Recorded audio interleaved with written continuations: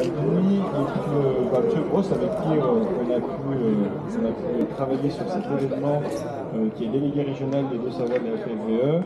Je n'oublie pas le président de la Manivelle, aussi ici présent, et puis tous les membres de l'association Il paraît qu'il a une femme France, sympa, le président. Monsieur Dominique Favario, Monsieur Grange.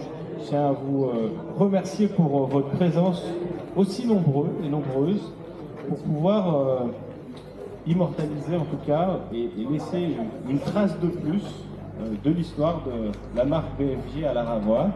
Quand on m'a contacté il y a plusieurs mois, une petite année, pour me rappeler qu'à l'Aravois, il y a eu un fabricant de motos, je peux vous dire que j'étais doublement fier. La première, c'est parce que quand on est maire d'une commune, on vient de nous rappeler qu'il s'est passé des choses importantes et historiques sur la commune, c'est une fierté. Mais aussi parce que du coup, en fait, l'entreprise était située à quelques mètres de chez moi. Et donc, elle était, entre guillemets, sur mon terrain de jeu dans la zone industrielle de l'Albane, qui est à peu près à un bon kilomètre d'ici. On a choisi de commémorer et de mettre cette plaque commémorative à cet endroit parce que pour nous, à l'Aravois, ce parking a une signification particulière. On a souhaité, c'est un parking silo avec 230 places. On est dans un, comme vous pouvez le voir, certains sont de la région chambérienne, d'autres non. On a voulu reconstruire la ville sur la ville et aujourd'hui les problèmes de stationnement ou de transport sont au cœur de nos préoccupations, nous les élus, et on a voulu justement se doter d'un équipement coûteux, mais pour nous qui est synonyme d'avenir, un vrai parking pour faire vivre notre centre-ville. On sait que pour vous passionnés d'automobile ou de moto, certaines réglementations comme la ZFE dans les grandes villes vous préoccupent. Et là où certains élus ont plutôt envie d'écarter les véhicules ou les motos des centres-villes, nous on s'est dit que on peut éviter de circuler partout, mais par contre il faut un vrai point de chute en cœur de ville pour pouvoir faire vivre cette ville. Et pour nous c'est important. Et c'est pour ça qu'on a décidé vraiment de mettre cette plaque ici, parce que c'est 230 places, c'est des centaines et des centaines de personnes qui passent tous les jours à cet endroit.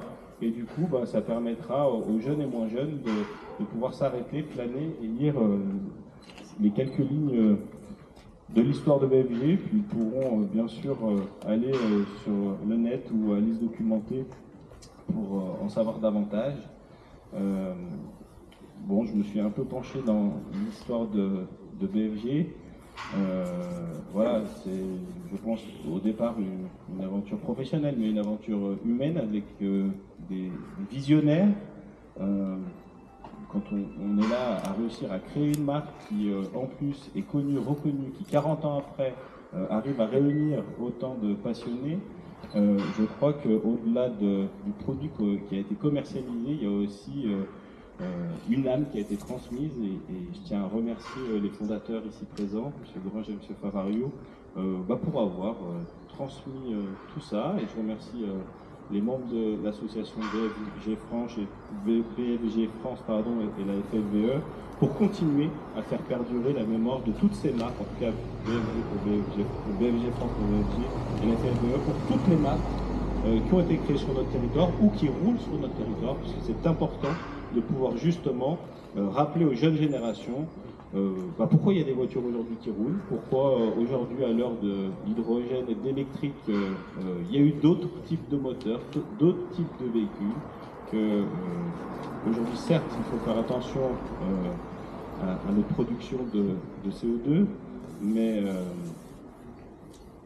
on était bien content de pouvoir avoir tous nos véhicules, et on est bien content d'avoir quand même eu des véhicules motorisés qui ont quand même révolutionné ce siècle, en tout cas, et le siècle dernier. Je vais laisser la parole à Monsieur le Vice-président, qui a un mot à vous dire, et je vous souhaite la bienvenue à l'Aravois, et on aura l'occasion d'échanger tout à l'heure sur la place de la mairie, juste à côté, autour du verre de l'amitié.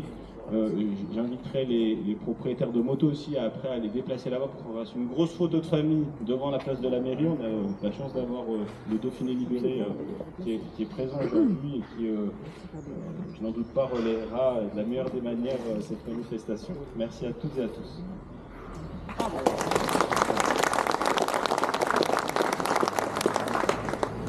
Monsieur le maire, Mesdames et Messieurs les élus, Messieurs et Mesdames les présidents de club, Mesdames et Messieurs.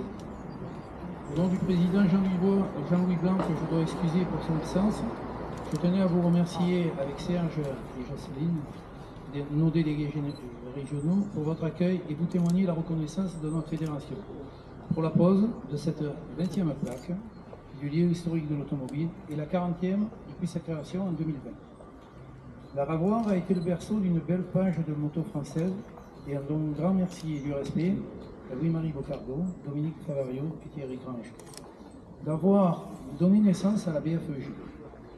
Plus de 40 ans se sont passés depuis ce pari de créer une moto 100% française avec un moteur de la GS Citroën qui fut en son temps une belle réussite. Bien que sa production soit arrêtée, les BFEG sillonnent encore la France et l'Europe et le club BFEG de passionnés autour de Pascal aussi défendent cette marque et la rendent encore plus attachante. J'ai dans ma vie professionnelle à la CRS 1 l'occasion de rouler sur cette moto à Vélizy et d'essayer sur la place d'honneur de la CRS ces motos. Ça nous changeait vraiment de nos BM, les V60 sur 7 que les dernières qu'on avait touchées et les R80, tellement ils étaient modernes pour l'époque. La Fédération française des véhicules